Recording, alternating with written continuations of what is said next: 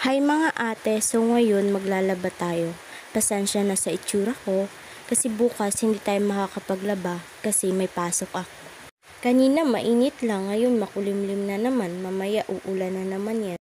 At ayan, naganda-gandahan na naman ang ate nyo pero masama ang pakiramdam niyan. Ayan, tapos na akong magsabon, magbabanlaw na tayo.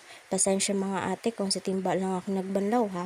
Yung planggana kasi namin may laman na tubig eh. Ayan, kinuha ko muna yung mga nilabahan ko ng linggo para may masampayan ako. Pasensya na sa mga kalat dyan mga ate ko ha. Nagmamadali na ako dyan ate ko kasi paulan na. Pasensya na sa ulo ng aso ng mama ko.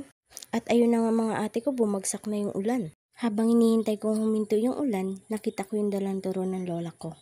So ayun mga ate, huminto na yung ulan at magsasampay na tayo ng nilabahan.